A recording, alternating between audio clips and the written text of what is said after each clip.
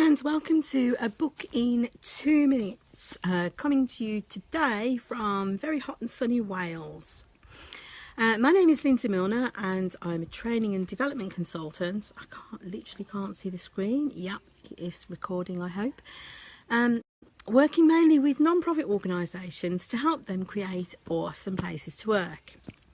And as a sideline, while I work with organisations like that, I have also spent a lot of time reading books on effective management, how to develop a business, personal development, books on thinking, and I thought it might be quite fun to share some of those with you and share some of the insights that I've gained with you. Hopefully to save you a bit of time in not reading the ones that wouldn't be of interest, and maybe to sort of pique your interest a little bit if something sounds interesting to you. And today's book is one that's slightly different really from a lot of the books that I've covered.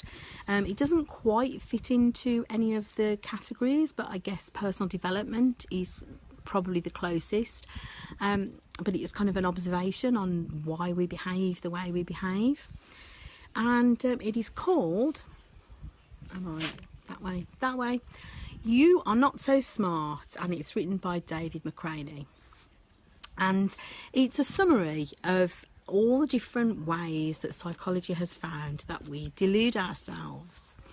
So there's things in there, it's divided into sections for each kind of psychological finding. So there's things like groupthink. Why do we become prey to groupthink, and what can we do about that and make sure that we don't get caught out by it? So obviously that is useful for businesses and organisations. There's things like the availability heuristic, which means that if we hear about something that happened, we tend to think that there's a lot more chance that it actually will happen to us. So for all those people who sort of think that they shouldn't vaccinate their kids because they've heard of somebody who's got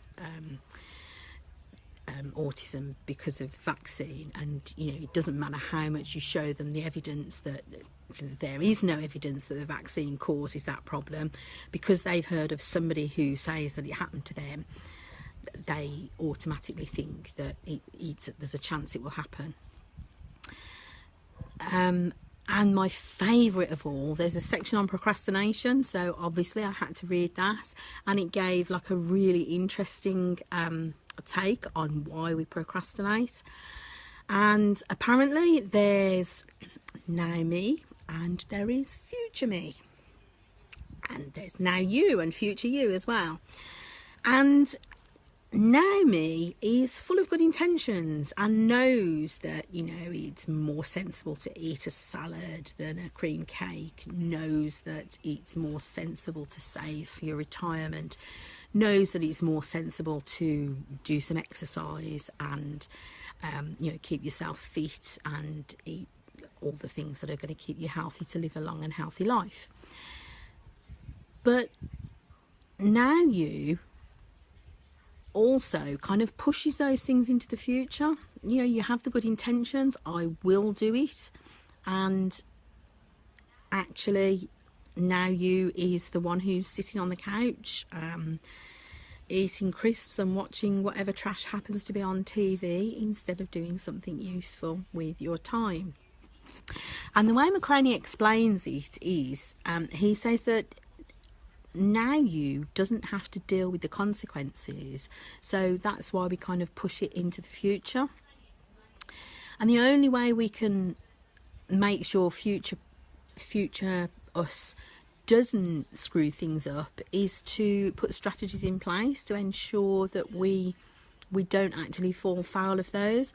So things like, instead of wasting a lot of time on the internet, we use one of those strategies that means you can't access the internet for sort of 2 hours, 4 hours, 6 hours a day, so that you're actually forced to get on with other work because you can't get onto the internet. You get rid of all the unhealthy fattening stuff in your house, something that future me is going to do tomorrow, and that way you can't, give in to your cravings because like there isn't anything there. So that's the way that you have to actually deal with it. The people who might find this book interesting are anybody who wants to understand their own or other people's behaviour a little bit better. There's no specific thing for it, no specific, it doesn't address a particular problem, but it's an interesting read. It's an interesting reference if you want to understand people's behaviour a little bit better, and if you also want to be more effective yourself. It's an entertaining read. It's quite easy to sort of pick up and dip into and, read a couple of chapters and come back to it. It is quite an interesting read. So that's You Are Not So Smart. If you want to know all of the ways that you're deluding yourself, then I suggest that you give this one a try. That's today's book in 2 minutes. I look forward to reading your comments. The sun is so bright on my screen that I actually can't see who's here and what they've said, so I'll go and have a look at that in a moment. And look forward to reading your comments, and look forward to seeing you again same time tomorrow, Facebook Live, 4 p.m, for a book in 2 minutes. Bye.